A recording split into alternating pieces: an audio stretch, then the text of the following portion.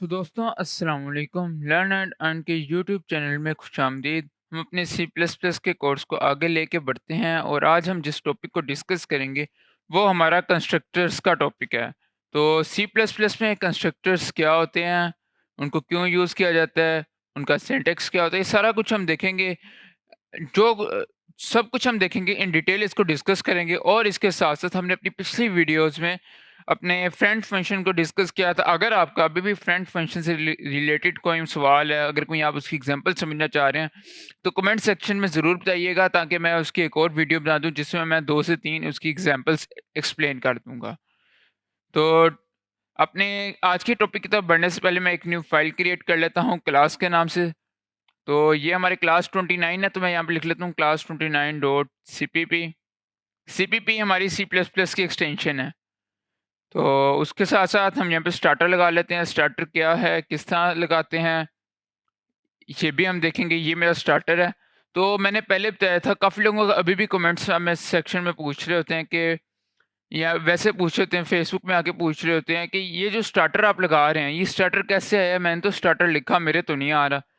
तो भई ये स्टार्टर आपका बिल्कुल भी नहीं आएगा जब तक आप ये कोड स्निपेट नहीं बनाओगे। आपने ये यूज़र स्निपेट में जाना है और इधर आप इसमें जाके अपना एक नया स्निपेट क्रिएट कर सकते हैं। तो यहाँ पे स्निपेट फाइल्स आप क्रिएट कर सकते हैं। आप इस न्यू फ़ोल्डर 5 के लिए स्निपेट क्रिएट कर सकते हैं। इस तरह आप स्निपेट क्रिएट कर सकते हैं। तो ये कोई ज़्यादा बड़ी बात नहीं है। आप अपना, मैंने पिछले वीडियो में एक्सप्लेन किया हुआ है, वहाँ से जाके इसको देख सकते हैं। तो अब हम देखते हैं कंस्ट्रक्टर्स क्या होती हैं। कंस्ट्रक्टर्स बेसिकली होते हैं कि लाइक जो आपके एक स्पेशल मेंबर फंक्शन होता है, जिसको नेम जो होता है ना, जो उसका नाम होता है वो सेम होता है जैसे आपकी क्लास का जो नाम होगा ना, वही आपके कंस्ट्रक्टर का नाम होगा। तो इसमें हम कुछ वैलिड वैल्यूज़ को इनिशियलाइज़ करते होते हैं, जो वो तब कॉल होती होती हैं जब हमारा ऑब्जेक्ट क्रिएट होता है। और उसके साथ-साथ जो होता है, देख मैं आपको बताता हूँ, आसान लफ्ज़ों में इसको समझाने की कोशिश करता हूँ। कंस्ट्रक्टर क्या होता है? एक फंक्शन होता है जिसमें अगर आप अपनी वैल्यूज़ पूरी क्लास के लिए जो वैल्यू सेम रखना चाह रहे हैं ना, यूजुअली हम इनिशियलाइज़ करवाने के लिए, डिफरेंट वैल्यूज़ को इनिशियलाइज़ करवाने के लिए इसको यूज़ करते हैं। तो बजाय इसके कि जैसे हम अपनी पिछली क्लास में जाते हैं और यहाँ पे हमने एक 2 फंक्शंस क्रिएट करते थे, जिससे हम अगर ये एक फंक्शन हमने क्रिएट किया अपने इस क्लास को इनिशियलाइज़ करवाने के लिए, या इससे पहले हमने जहाँ पे कॉम्प्लेक्स की बात की हुई है वहाँ पे हम देख लेते हैं। ये देखें, ये हम अपने एक वेरिएबल को इनिशियलाइज़ करवाने के लिए एक फंक्शन लिख रहे हैं और उसको हम यहाँ पे कॉल करते हैं अपने मेन फंक्शन में। ये देखें, ये हमने इसको कॉल कर रहे हैं। ये देखें, हमें बार-बार इसको कॉल करना पड़ता है, बार-बार इसको कॉल करना पड़ता है इन अपनी वैल्यूज़ को इनिशियलाइज़ करवाने के लिए। तो बजाय उसके कि हम एक कंस्ट्रक्टर क्रिएट कर लेते हैं, कंस्ट्रक्टर हमारा एक स्पेशल मेंबर फंक्शन होता है जिसका नाम हमारी क्लास वाला ही होता है। हम उसको क्रिएट कर लेते हैं और उसके अंदर अपनी वैल्यूज़ को लिख देते हैं, इनिशियलाइज़ करवा देते हैं। और जब भी कोई हमारा नया ऑब्जेक्ट क्रिएट होता है तो साथ ही वो एग्जीक्यूट हो जाता है ऑटोमेटिकली। हमें उसको बार-बार जाके मेन फंक्शन से कॉल नहीं करवाना पड़ता जैसे हम इसको कॉल करवा रहे हैं। तो बेसिकली ये होता है, अपने कोई वैल्यू हम इनिशियलाइज़ करवा रहे होते हैं तो ये उसके लिए होता है। लेकिन एक बात का ध्यान रखें, जब भी आप एक कंस्ट्रक्टर क्रिएट करते हैं तो आप उसके अंदर रिटर्न टाइप नहीं दे सकते। ना आप उसको वॉइड कहेंगे, ना रिटर्न टाइप देंगे। जैसे कि हम यहाँ पे इंट मेन लिखते थे, आप इस तरह नहीं लिखेंगे, आप डायरेक्ट अपनी क्लास का नाम लिख देंगे। वो उसकी तरफ भी हम बढ़ते हैं, उसके सिंटैक्स की तरफ। तो हम उस पे बात करते हैं। तो हम देख लेते हैं, इस पे सिंटैक्स की तरफ चलते हैं और फिर हम साथ-साथ इसकी एग्ज़ाम्पल्स देखेंगे। तो मैं सबसे पहले थोड़ा-सा प्रैक्टिकल थ्योरी बनाता हूँ कि हम एक क्लास क्रिएट करते हैं। क्लास कॉम्प्लेक्स के नाम से हम एक क्लास क्रिएट कर रहे हैं। ये तो आप सबको आता होगा क्लास कैसे क्रिएट करते हैं।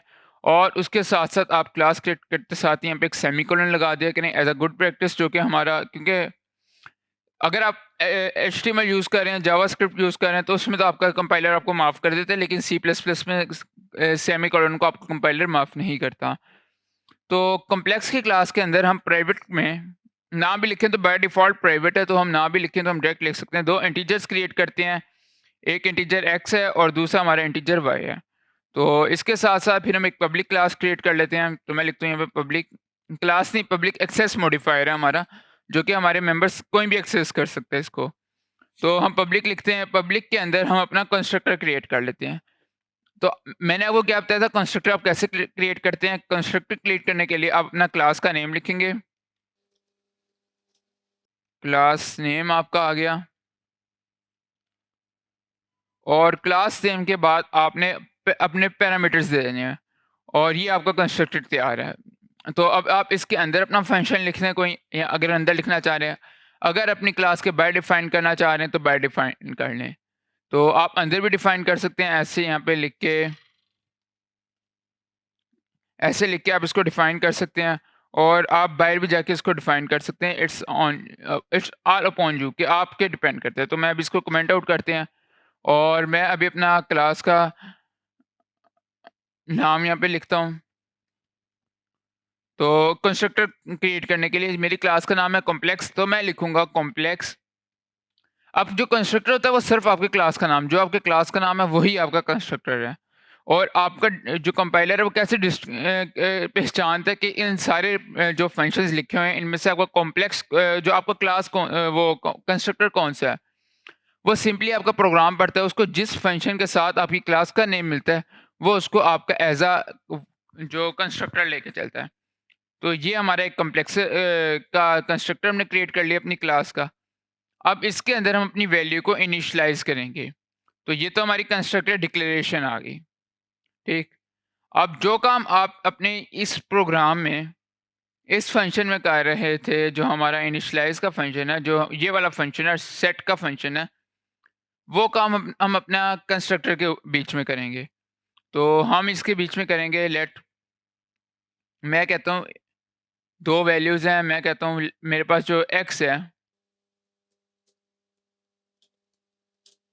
Late x is equal to 23 मैं कह देता हूँ। और जो हमारा y है उसको मैं इक्वल कर देता हूँ अपना 8, सेमीकोलन लगा देता हूँ। तो ये हमारा कॉम्प्लेक्स है, हमारी वैल्यूज़ को इनिशियलाइज़ कर दी। अब जैसे ही मैं को इस क्लास का ऑब्जेक्ट क्रिएट करूँगा, साथ ही ये ऑटोमेटिकली रन हो जाएगा, मुझे इसे कॉल करने की ज़रूरत नहीं है कंस्ट्रक्टर को। ये बात याद रखिएगा, जैसे ही मैं क्रिएट करूँगा मुझे कोई ज़रूरत नहीं है कि मैं इसको कॉल करूँ।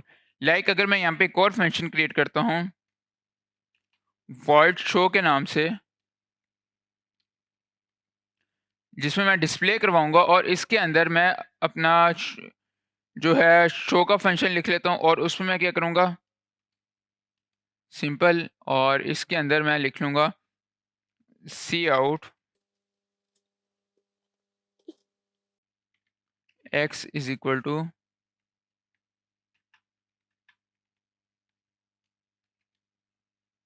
x, और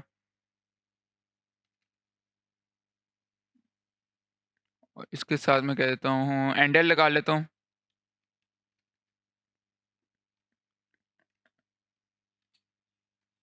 y इज़ इक्वल टू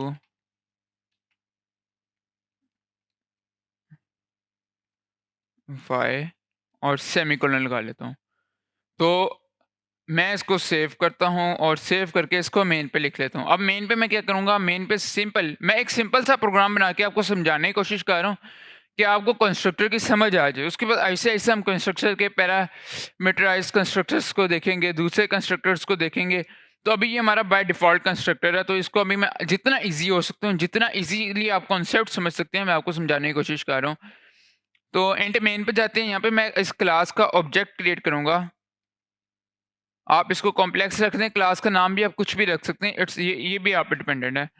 मैं इसका नाम रख देता हूँ C1 रख देता हूँ, C2 रख देता हूँ फॉर एग्ज़ाम्पल। तो अब मैं क्या करूँगा, मैंने ऑब्जेक्ट क्रिएट कर लिया, अब मैं अपना शो वाला फंक्शन लिख दूँगा सी डॉट शो। और अब आपके ख़्याल से ये रन होगा कि नहीं होगा? अब आप बताएँ ये रन होगा कि नहीं होगा? कि ये हमारा आ गया और इसको रन होना तो चाहिए। मैं इसको सेव करूँगा और रन करूँगा तो देखिए हमारे पास एक्स और वाई की वैल्यू आ जाएगी।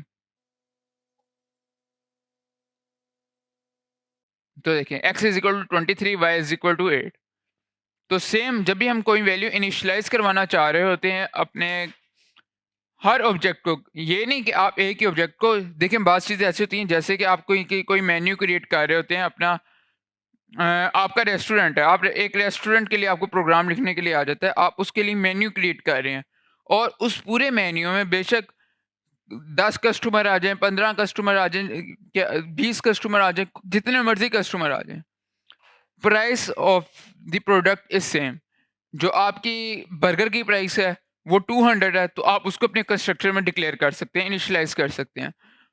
पिज़्ज़ा की प्राइस 800 है, आप उसको अपने जो कंस्ट्रक्टर में इनिशियलाइज़ कर सकते हैं, डिक्लेयर कर सकते हैं।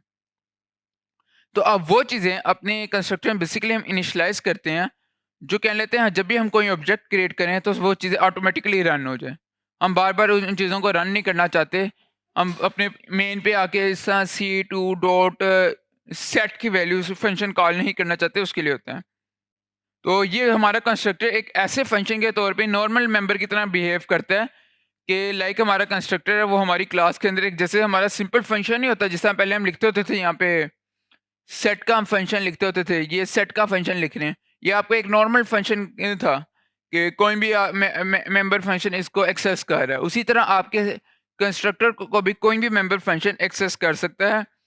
तो आप अपने कंस्ट्रक्टर को अपनी इसके अंदर भी डिक्लेयर कर सकते हैं जैसे मैंने किया, और नहीं तो आप इसको अपने कंस्ट्रक्टर के बाहर भी डिक्लेयर कर सकते हैं। कंस्ट्रक्टर के बाहर आप क्या लिखेंगे? आप अपनी क्लास का नाम लिखेंगे, कॉम्प्लेक्स, और यहाँ पे फिर हम कॉम्प्लेक्स लिखेंगे, जो कि हमारे कंस्ट्रक्टर का नाम है, और इसके साथ हम यहाँ पे इसको डिफाइन कर देंगे।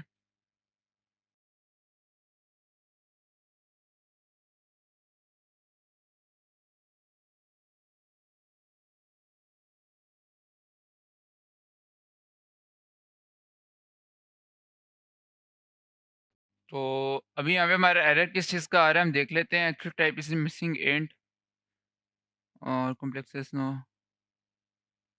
तो यहाँ पे हमारा जो एरर आ रहा है वो हमारा ये इस चीज़ का आ रहा है। हमने स्पेलिंग मिस्टेक है तो हम यहाँ पे इसे कॉम्प्लेक्स कर देते हैं, तो मुझे उम्मीद है एरर खत्म हो जाएँगे। देखिए एरर खत्म हो गए। तो आप अपने जो आपका कंस्ट्रक्टर है उसको ऐसे फंक्शन के बाहर भी लिख सकते हैं और फंक्शन के अंदर भी लिख सकते हैं। ये आप पे डिपेंड करता है। तो यहाँ पे आपने कंस्ट्रक्टर को डिक्लेयर कर दिया, यहाँ पे आपने उसको डिफाइन कर दिया। तो अभी भी अगर मैं इसे रन करूँ सेव करके तो सेम आंसर आएगा जो हमारा पहले आ रहा था। x इज़ इक्वल टू 23 और y इज़ इक्वल टू 8 आ गया। तो अब ये हमारे जो उसके पैरामीटर्स का आ गया कि हम किस तरह अपने को उसको फंक्शन को क्लास की बॉडी के अंदर डिक्लेयर कर सकते हैं या बाहर डिक्लेयर कर सकते हैं। और इसके साथ-साथ हम देख लेते हैं जो हमारा कंस्ट्रक्टर होता है, वो क्लास के नाम के सेम होना चाहिए। अगर आप उसका नाम डिफरेंट करते हैं तो वो आपका कंस्ट्रक्टर नहीं रहेगा, वो एक एज़ अ फंक्शन बिहेव करेगा। और जब वो एज़ अ फंक्शन बिहेव करेगा तो आपको उसके साथ उसका डाटा टाइप इंटीजर या वो लिखना पड़ेगा, जो भी आप लिखेंगे। और आपने हमेशा जो आपका कंस्ट्रक्टर होगा ना, उसको अपने पब्लिक सेक्शन में हम डिक्लेयर करेंगे। हम उसको कभी भी प्राइवेट सेक्शन में डिक्लेयर नहीं करेंगे, क्योंकि हम चाहते हैं कि हमारा जो कंस्ट्रक्टर है उसको कोई भी एक्सेस कर सके। तो हम उसको अपने पब्लिक सेक्शन में डिक्लेयर करेंगे। तो ये हमारा जो सेक्शन है ये बाय डिफ़ॉल्ट जो होता है डिफ़ॉल्ट कंस्ट्रक्टर होता है, जिसका कोई डिफ़ॉल्ट कंस्ट्रक्टर जो होता है उसका कोई आर्गुमेंट नहीं होता। और हम इसको ये भी कह सकते हैं कि जो पैरामीटर के बगैर जो कंस्ट्रक्टर है वो। तो ये हमारे एक कंस्ट्रक्टर की छोटी-सी डेफ़िनेशन आ गई कि हमारा कंस्ट्रक्टर क्या होता है। अगर आपको अभी तक कंस्ट्रक्टर की समझ नहीं आई तो कमेंट सेक्शन में बताइएगा, मैं इसको आगे भी एक्सप्लेन करूँगा। आगे भी मैं इस पे और वीडियोज़ भी बनाऊँगा तो आपको बताऊँगा, लेकिन अभी मैं जितना सिंपल हो सके उतना सिंपल रखना चाह रहा हूँ इसको। मैं इसको कोई ये नहीं कि मैं एक बहुत बड़ी प्रॉब्लम सॉल्व करके आपको कंस्ट्रक्टर समझाऊँ, तो आपको प्रॉब्लम तो समझ आ जाए लेकिन कंस्ट्रक्टर आपको समझ ही ना आए। तो मैं प्रॉब्लम सिंपल रखना चाहता हूँ और कॉन्सेप्ट क्लियर करना चाहता हूँ। तो उम्मीद करता हूँ आपको कंस्ट्रक्टर्स की समझ आई होगी। तो आज के लिए इतना ही, मिलते हैं अगली वीडियो में, तब तक के लिए खुदा हाफ़िज़।